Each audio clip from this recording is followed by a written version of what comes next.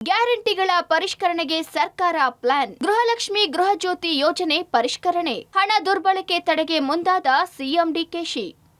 ಕಾಂಗ್ರೆಸ್ ಸರ್ಕಾರದ 5 ಪ್ರಮುಖ ಗ್ಯಾರಂಟಿ ಯೋಜನೆಗಳ ಪೈಕಿ 2 ಅತ್ಯಂತ ಜನಪ್ರಿಯ ಯೋಜನೆಗಳ ಫಲಾನುಭವಿಗಳ ಪಟ್ಟಿಯನ್ನು ಮರುಪರಿಷ್ಕರಣೆ ಮಾಡಲು ರಾಜ್ಯ ಸರ್ಕಾರ ಗಂಭೀರ ಚಿಂತನೆ ನಡೆಸಿದೆ. ಸರ್ಕಾರದ ಬೊಕ್ಕಸಕ್ಕೆ ಹೊರೆಯಾಗದಂತೆ ಹಾಗೂ ನಿಜವಾದ ಅರ್ಹ ಬಡ ಜನರಿಗೆ ಮಾತ್ರ ಯೋಜನೆ ತಲುಪಬೇಕು ಎಂಬ ಉದ್ದೇಶದಿಂದ ಈ ನಿರ್ಧಾರಕ್ಕೆ ಬರಲಾಗಿದೆ ಎಂದು ತಿಳಿದು ಬಂದಿದೆ. ನಿನ್ನೆ ನೂತನ ಸಿಎಂ ಡಿಕೆ ಶಿವಕುಮಾರ್ ಅಧಿಕಾರಿಗಳ ಸಭೆ ಮಾಡಿ ಗೃಹಲಕ್ಷ್ಮಿ ಗೃಹಜ್ಯೋತಿ ಯೋಜನೆಗಳ ಪರಿಷ್ಕರಣೆ ಅಂತ ತಿಳಿಸಿದ್ದಾರೆ.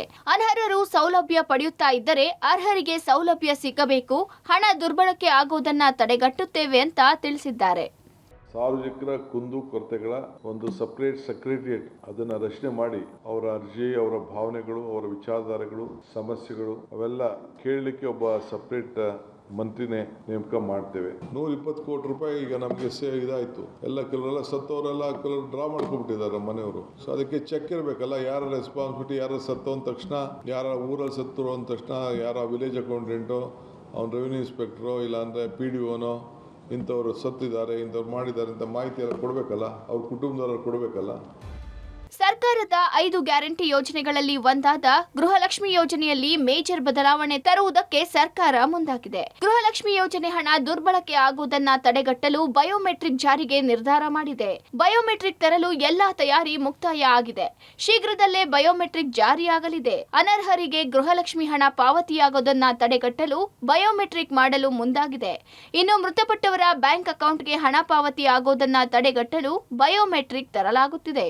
ಒಟ್ಟು 2 ಲಕ್ಷ ಮಂದಿ ಮೃತಪಟ್ಟ ಫಲಾನುಭವಿಗಳು ಇದ್ದಾರೆ ಅಂತ ಮಹಿಳಾ ಮತ್ತು ಮಕ್ಕಳ ಕಲ್ಯಾಣ ಇಲಾಖೆ ಮಾಹಿತಿ ನೀಡಿದೆ. ಸುಮಾರು 125 ಕೋಟಿ ಹಣ ಫಲಾನುಭವಿಗಳ ಅಕೌಂಟ್ನಿಂದ ಡ್ರಾ ಆಗಿಲ್ಲ. ಹೀಗಾಗಿ ಗೃಹಲಕ್ಷ್ಮಿ ಯೋಜನೆಗೆ ಬಯೋಮೆಟ್ರಿಕ್ ಜಾರಿಗೆ ನಿರ್ಧಾರ ಮಾಡಲಾಗಿದೆ. ಒಂದು ಸಲ ಫಲಾನುಭವಿಗಳು ಬಯೋಮೆಟ್ರಿಕ್ ಕೊಟ್ಟರೆ ಸಾಕು. ಬೆಂಗಳೂರು 1 ಸೇವಾ ಕೇಂದ್ರ ಮತ್ತು ಗ್ರಾಮ 1ಗಳಲ್ಲಿ ಫಲಾನುಭವಿಗಳು ಬಯೋಮೆಟ್ರಿಕ್ ಕೊಡಬೇಕು. ಇದರಿಂದ ಹಣ ದುರ್ಬಳಕೆಯಾಗುವುದನ್ನು ತಡೆಗಟ್ಟಬಹುದು. ಈ CSR ಸುಮಾರು 8,000 ಕೋಟಿ ರೂಪಾಯಿ ಇದೆ. ಅವರು ಯಾರ್ಯಾರು ಎಲ್ಲೆಲ್ಲಿಗೆ ಖರ್ಚು ಮಾಡ್ತಾ ಇದ್ದಾರೆ ಅಂತ ಗೊತ್ತಿಲ್ಲ.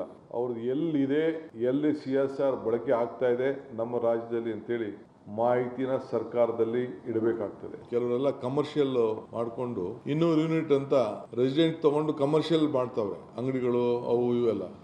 ಅವೆಲ್ಲ ಸುಮಾರು ಅರ್ಜಿಗಳೆಲ್ಲ ಬಂದ್ಬಿಟ್ಟಿದೆ. ಬೇರೆಯವರೆಲ್ಲ 1,60,00,000 ಅಷ್ಟು ಜನ 200 ಯೂನಿಟ್ ತಗೋತಾ ಇದ್ದಾರೆ. ಯಾರು ಎಲಿಜಿಬಿಲಿಟಿ ಇದ್ದಾರೆ, ಯಾರು ಪಾಪ ಮನೆ ವಾಸ ಮಾಡ್ತಾರೆ, ಅವ್ರು ತಗೊಳ್ಳಿ, ಏನು ತೊಂದರೆ ಇಲ್ಲ. ಬಟ್ ಯಾರು ತಗೋತಾ ಇದ್ದಾರೆ ಅಂತ ಅವ್ರು ನಮಗೆ ಡೀಟೇಲ್ ಬೇಕಲ್ಲ. ಯಾಕೆಂದರೆ ಒಬ್ಬೊಬ್ಬರ ಹೆಸರಲ್ಲಿ 5-6 ಮೀಟ್ರ್ಗಳಿದೆ.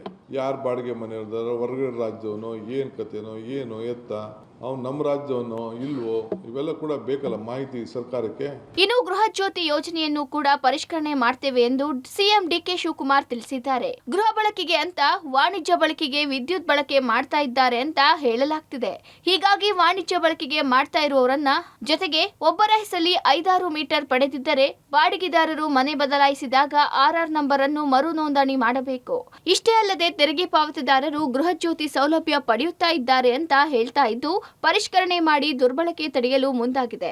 ಒಟ್ಟಾರೆ ಗ್ಯಾರಂಟಿ ಯೋಜನೆಗಳ ಪರಿಷ್ಕರಣೆಗೆ ಪಣ ತೊಟ್ಟಿದ್ದು, ಯಾವಾಗ ಪರಿಷ್ಕರಣೆ ಆಗಲಿದೆ, ಎಷ್ಟು ಫಲಾನುಭವಿಗಳು ಲಿಸ್ಟ್ ನಿಂದ ಔಟ್ ಆಗ್ತಾರೆ ಅನ್ನೋದನ್ನ ಕಾದ್ ನೋಡಬೇಕಿದೆ.